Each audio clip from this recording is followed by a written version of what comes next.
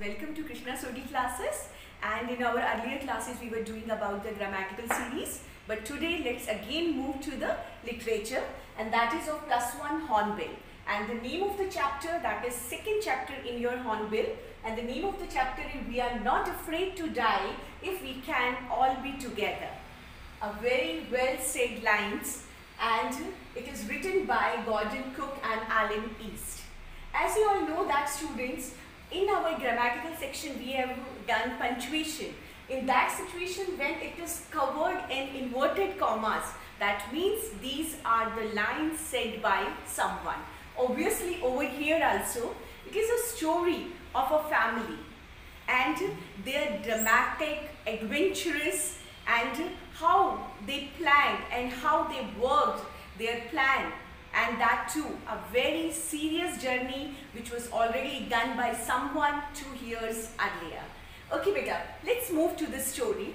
As you all know that in my first line I told you that we are not afraid to die, we are if we all are together. Over here also the same thing. Here these lines are being told by, it is their son, that is Jonathan, and he is only 6 years old. Okay beta, as you all know that this line, it is not only a motivational as well as inspiration, because when you read and when you go to the whole story, you will come to know that how typical situation when the elders, they all give up, but the line boosts them energetically and they have just come out from the bad situation. Okay, here is the story. Here is a story where the narrator, यहाँ पे जो narrator है बेटा, वो 37 years old businessman है और वो अपनी पिछले कितने भी सालों से 16 years से, पिछले 16 सालों से बेटा वो अपनी जितनी भी इनकम हो रही है उससे वो एक वॉयज को कवर करना चाहते हैं. और वो वॉयज कौन सी थी बेटा? वो वॉयज जो थी जो कि 200 years पहले जेम्स कुक ने कवर की थी, और हस्बैंड, वाइफ और उनके 2 बच्चे हैं जो कि इस वॉयज का हिस्सा है. Let's talk about the businessman whose name is not mentioned in this chapter. Okay beta, let's meet the family members of our businessman who is 37 years old. Okay, his wife is Mary, okay, and his son is Jonathan, and he is 6 years old, very motivated. And Suzanne, that is 7 years old. In the chapter you will also come to know his name as Sis also. Okay beta, and as I told you earlier also, James Cook was the sailor who did the same voyage 200 years earlier. Okay beta, now they have just made a boat and name it as a wave walker. Okay, what do you mean by wave walkers? जैसे कि उन्होंने एक boat बनाई जिसका नाम लिखा wave walker, जो wave के ऊपर वॉक कर सके. ओके बेटा, और उसकी जो लेंथ जो थी वो 23 मीटर्स लंबी थी, और उसका जो ढांचा था या बाहर का जो आउटर पार्ट था, जो वुडन कवर जो था वो 30 टन के बराबर था, उसका जो वेट था. ओके बेटा, एंड इसको जितना भी उन्होंने पिछले 16 ईयर्स से रफेस्ट वेदर के अंदर, अगर हम लोग रफेस्ट वेदर की बात करें, अगर हम केप टाउन और इस साइड अगर हम लोग मूव करते हैं बेटा, लेकिन जब हम लोग बात करते हैं इंडियन ओशन की, तो जो इंडियन सी जो है, जो इंडियन ओशन जो है वो सबसे रफेस्ट सीज के अंदर आता है बेटा. ठीक है, एंड वर्ल्ड ट्रिप इनटू, और उन्होंने अपनी जो ट्रिप है उसे 3 पार्ट्स या 3 फ्रेजेस के अंदर उसको डिवाइड किया. ओके बेटा, 105,000 किलोमीटर्स, जब उनका जो फर्स्ट फ्रेज जो था वो कितना था बेटा? 105,000 किलोमीटर्स केप टाउन की तरफ उन्होंने मूव किया, और ये जर्नी इंग्लैंड प्लाईमूथ से स्टार्ट हुई थी बेटा. प्लाईमूथ इंग्लैंड से ये जर्नी स्टार्ट होती हुई केप टाउन की तरफ गई. फर्स्ट फ्रेज कंक्लूड करता है 105,000 kilometres and move towards the Cape Town. When they were heading towards the east, as you all know that we talk about there was a roughest weather in the Indian Ocean. So finally what they decided when they were moving towards the east, so what happens? They took 2 crewmen. One was American Larry Wiesel and another is Swiss Half Sager. Okay, when they moved to the Cape Town, when they just crossed the Cape Town, अभी तक तो जो journey थी वो काफ़ी pleasant चल रही थी, सब कुछ जैसा सोचा था उसके अकॉर्डिंग चल रहा था। लेकिन बेटे जैसे ही उन्होंने केप टाउन को क्रॉस किया तो गेल्स यानी कि जो वेव्स है उनका जो साइज है वो अलार्मिंग था, बहुत ऊंचाई तक। Okay, and alarming up to, और वो अलार्मिंग जो लेंथ जो था वो उनकी जो डेस्क पार्ट है उसके बराबर आ रहा था, that is 15 metres. Okay beta, now on 25th December, as you all know that 25th December is Christmas Eve, and they just moved towards the east, and that was the coverage point is 33,500 kilometers, and they come to know that the weather is going worse, and even our narrator, what he says that the weather will change, and it ultimately change also, but that was the worst.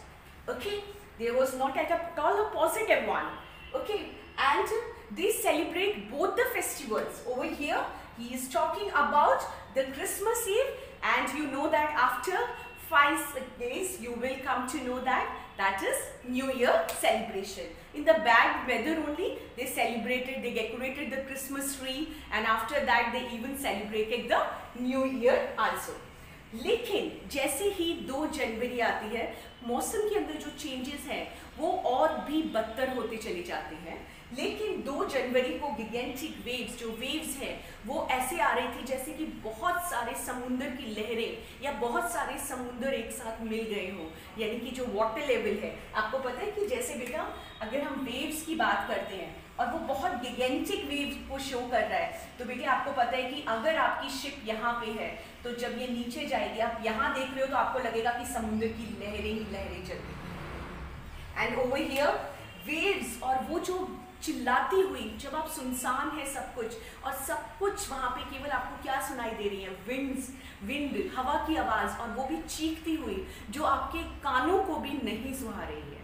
ठीक है बेटा, now they just come to know that कि अब कुछ ऐसा होने वाला है जिसके बारे में उन्होंने सोचा भी नहीं होगा, क्योंकि वेव्स की लेंथ को, अगर शिप यहाँ है तो वो नीचे तक जा रही है, तो आप सोचो कि वो कैसे जाएगी, और जब वो दोबारा ऊपर की तरफ उठेगी तो उसे फिर से वही वेव्स दिखाई देगी।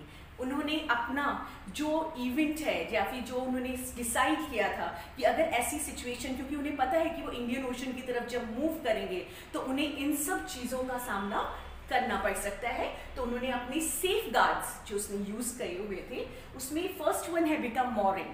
mooring का मतलब होता है रोप्स और एंकर्स।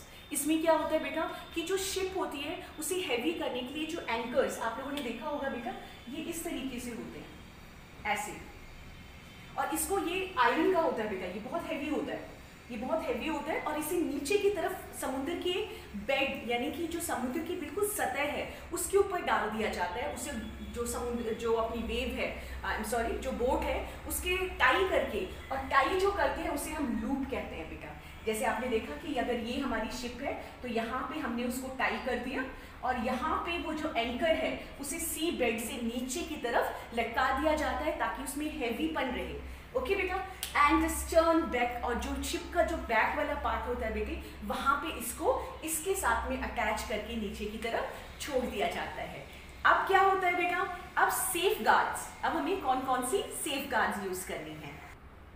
ओके बेटा, नो अब उन्होंने कौन कौन सी हेल्पलाइंस का यूज किया, जैसे कि उन्होंने डबल लैश एवरीथिंग। डबल लैश एवरीथिंग का मतलब क्या है बेटा कि जैसे कि यहाँ पे कोई भी चीज़ है, नॉट्स है, उनको रस्सियों से 2-2, 3-3 बार उनको घुमा के उनको टाई कर दिया गया, क्योंकि जो वेव्स और उसके साथ जो विंग्स थी वो काफ़ी स्ट्रॉन्ग थी। ओके बेटा, उन्होंने क्या क्या कैरी किया, लाइट ड्रिल्स, उसके attach life lines, oil skins. Oil skins होता है बेटा एक हैवी कपड़ा होता है जिसको क्या किया जाता है, ऑयल फ्री बनाया जाता है, मतलब उसके ऊपर ऑयल फ्री नहीं, उसके ऊपर पूरा का पूरा ऑयल के साथ में उसको पूरा का पूरा कवर किया जाता है, जिससे कि उसके अंदर जो पानी है वो ना जाए। और उसके बाद लाइफ जैकेट्स वगैरह सब कुछ उन्होंने आने वाली सिचुएशन को देखते हुए उसे कैरी किया। उसके बाद में 6 PM जैसे ही 6 बजते हैं बेटा, ऑमिनस साइलेंस, मतलब कि वो जो कहते हैं ना कि तूफान, जब कहते हैं ना कोई भी तूफान आना होता है तो उससे पहले क्या होता है, एक बिल्कुल शांत होता है। आपने देखा होगा जब मौसम कई बार ख़राब होता है तो हवा चलनी बंद हो जाती है, सब कुछ एकदम डार्क सा हो जाता है, सब कुछ बिल्कुल डिफरेंट सा नज़र आता है, ऐसे लगता है कि दिन में ही अंधेरा सा होने लग गया है।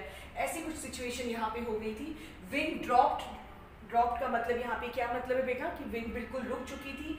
डार्क स्काई, जो आसमान था वो बिल्कुल काला हो चुका था। रोरिंग, यहाँ पे जो रोरिंग वर्ड यूज किया हुआ है बेटा वो किसके लिए यूज किया है, वेव्स के लिए यूज किया हुआ है।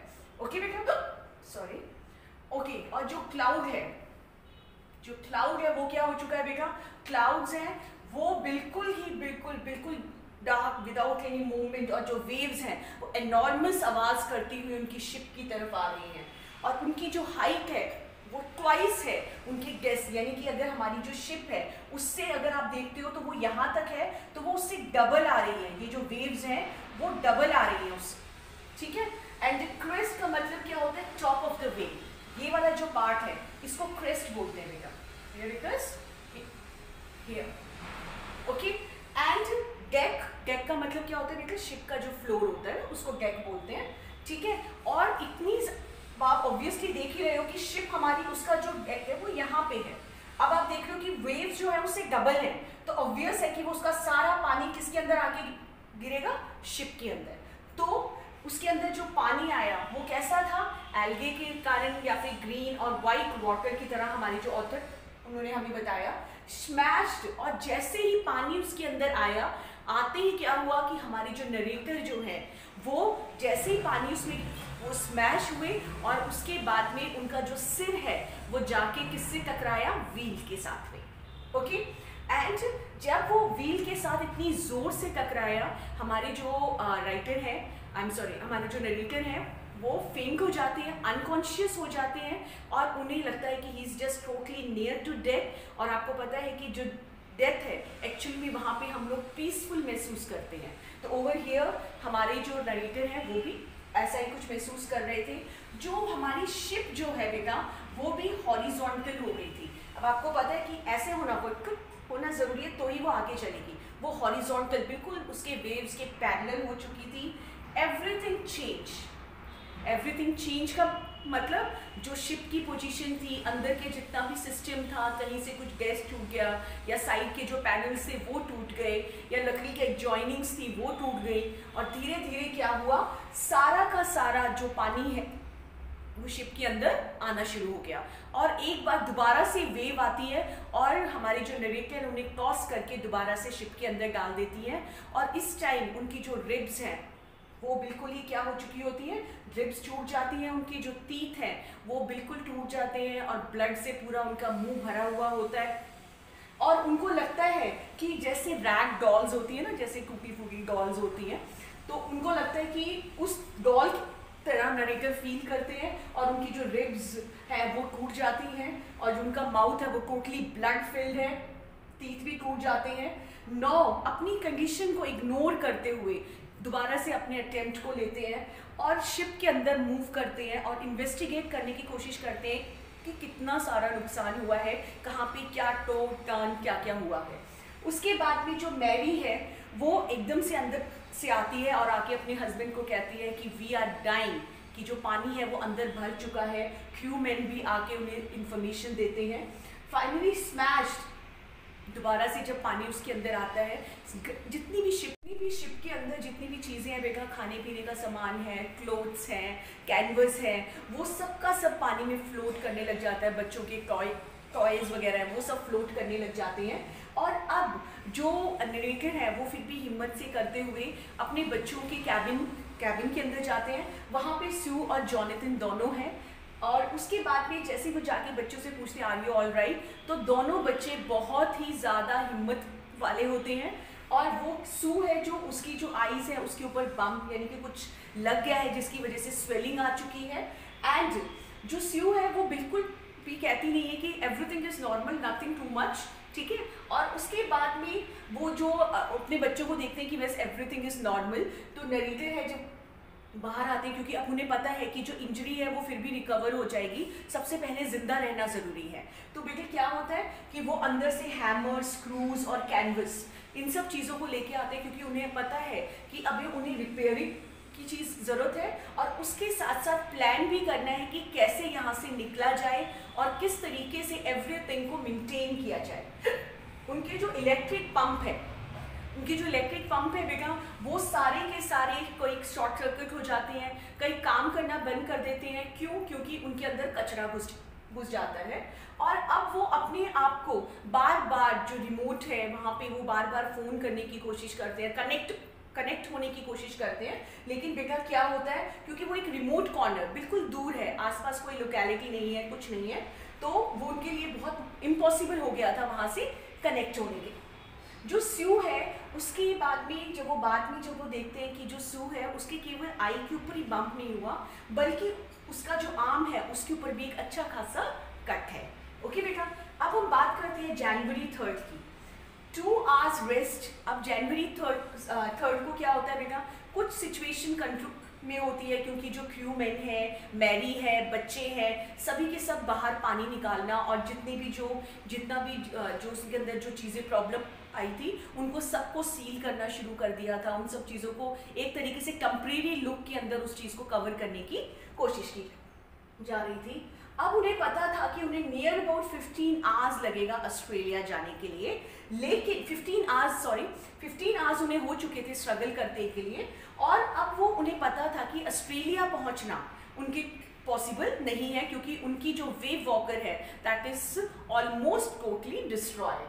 उसके बाद में कुछ आइडियाज़ लगाने के बाद में, सारी चीज़ों को जानने के बाद में, हमारे जो कैप्टन नरेटर हैं उन्होंने क्या किया कि उन्हें पता चला कि ईस्ट में 2 स्मॉल आइलैंड्स हैं, जिसका नाम है एले एम्स्टन, जो कि फ्रेंच साइंटिफिक बेस है, जो कि फ्रेंच का एक हिस्सा है। और उन्हें उम्मीद होती है कि इतने बड़े वर्ल्ड, पूरा समुंदर चारों तरफ है, उसमें ये छोटा सा है, ठीक है।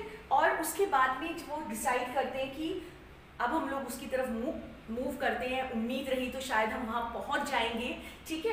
अब क्या होता है बेटा, जैसे ही जनवरी 4 आती है, 36 आवर्स बीत चुके होते हैं, सब कुछ पंपिंग के द्वारा बेटा वो सारा जो पानी है उसे ड्रेन करने की, कई बार बकेट से, जग से वो धीरे धीरे सारा पानी वो बाहर निकालने की कोशिश कर रहे थे कंटिन्यूसली। जनवरी 4 36 आवर्स बीत चुके हैं। अब वो दोबारा से, अब क्या होता है बेटा, पिछले 2 दिन से उन्होंने कुछ खाया नहीं, पिया नहीं, और लगातार अपनी जो प्रोसेस है, लाइफ बचाने वाले प्रोसेस में लगे हुए हैं। अब उन्होंने क्या किया, स्यू ने जो है बिस्किट्स, उसकी जो वाइफ है मैरी, उसने कुछ बिस्किट्स और बीफ वगैरह निकाला और उन सब ने कुछ ना कुछ खाया। अगेन जो प्रॉब्लम है, अभी तक लग रहा था एवरीथिंग इज सेटलमेंट, सब कुछ सेटल हो चुका है, लेकिन फिर से क्या होता है बेटा, जैसे ही शाम के 4 बजते हैं, दोबारा से वही डार्क क्लाउड्स और फिर से वेव का वो जो गिगेंटिक हो जाना, ऊपर तेजी से बढ़ते हुए।